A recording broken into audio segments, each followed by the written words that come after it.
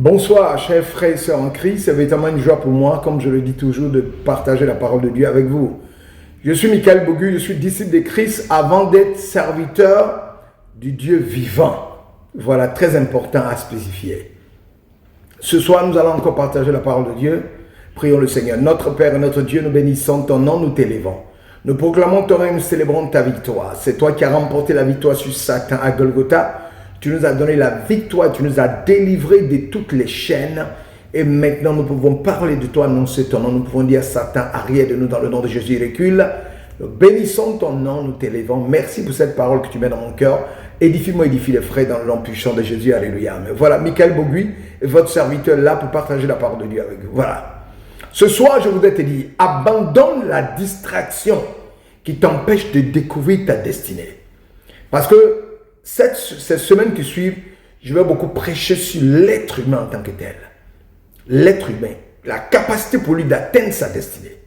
La capacité d'impacter le monde. Parce que nous sommes sur terre, non pour nous servir, mais pour servir les autres comme Christ l'a fait. Voilà. Donc, abandonne la distraction qui t'empêche de découvrir ta destinée. Être distrait, c'est quoi selon le monde? Être distrait, c'est quoi selon le royaume des cieux, les valeurs du royaume des cieux?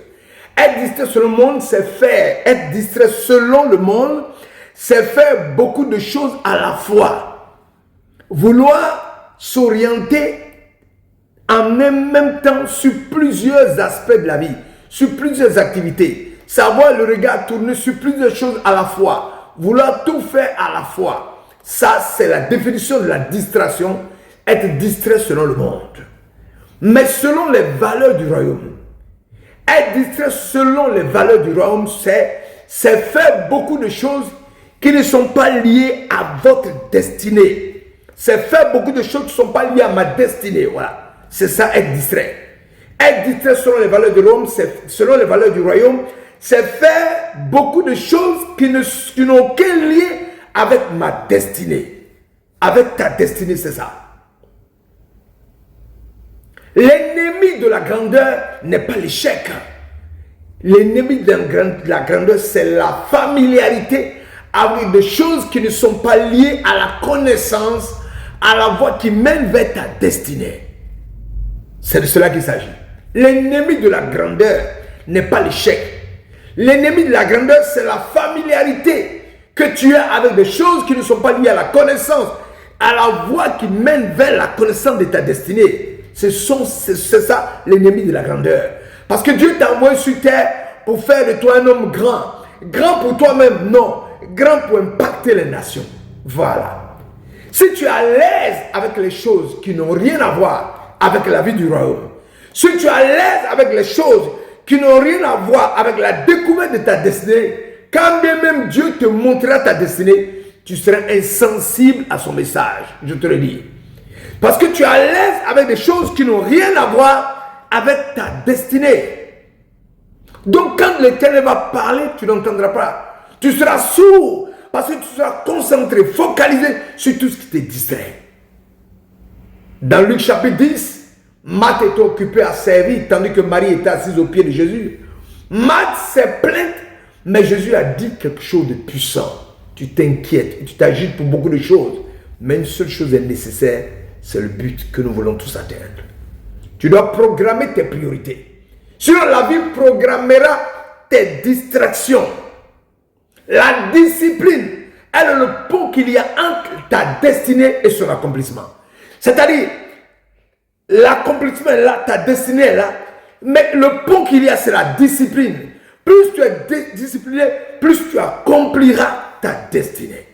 Beaucoup de nos jours croient que la discipline est une forme de punition. Personne ne veut accepter d'être discipliné. Personne aujourd'hui. Quand tu parles de discipline, tout le monde préfère l'indiscipline. Alors que la devise de mon pays est union, discipline et travail. Beaucoup de nos jours croient que la discipline est une forme de punition. Ce n'est pas vrai. La discipline est plutôt une gestion de soi. La discipline peut-être plus explicite, pour être un peu plus explicite, la discipline, c'est décider à l'avance ce qui mérite ton temps. Voilà. Tu sélectionnes.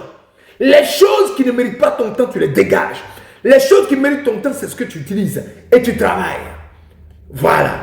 C'est décidé à l'avance ce qui mérite ton temps, ton énergie, ton attention, tes émotions. Parce que pour être discipliné, il faut abandonner certaines choses pour marcher avec certaines. Chaque être humain a un temps précis à passer sur la terre.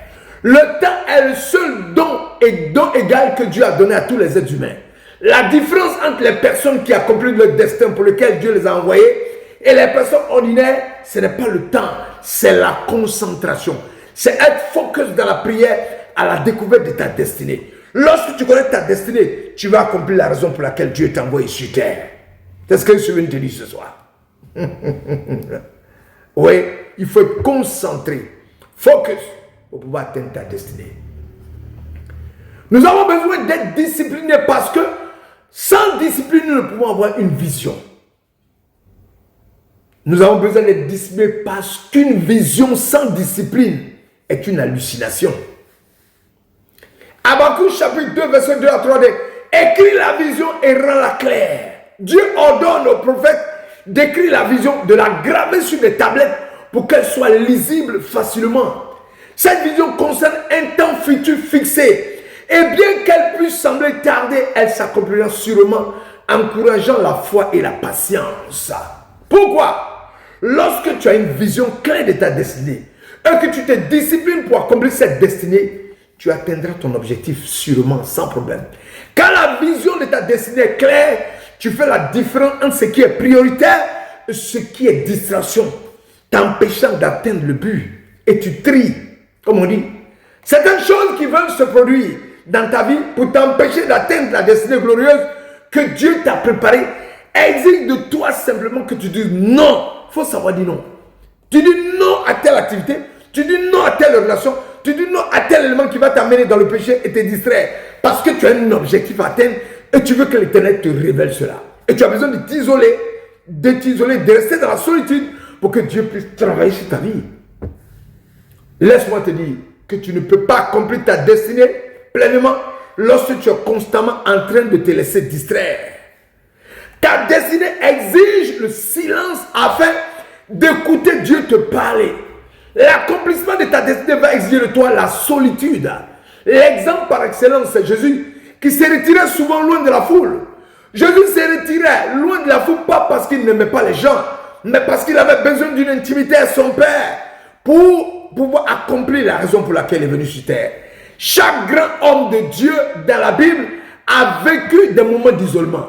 Moïse sur la montagne, Élie près du torrent, Jésus dans le désert, Paul en Arabie. Lorsque tu abandonnes les distractions, Dieu parle et tu l'entends de façon audible et claire. Alors en cette nouvelle année, abandonne les relations inutiles, abandonne les engagements inutiles, abandonne les conversations inutiles, abandonne les habitudes inutiles. Toutes les personnes qui marchent avec toi ne vont pas là où tu vas. Toutes les personnes qui marchent avec toi ne vont pas là où tu vas. Certaines personnes sont dans ta vie pour une période précise. Certaines personnes sont de passage dans ta vie.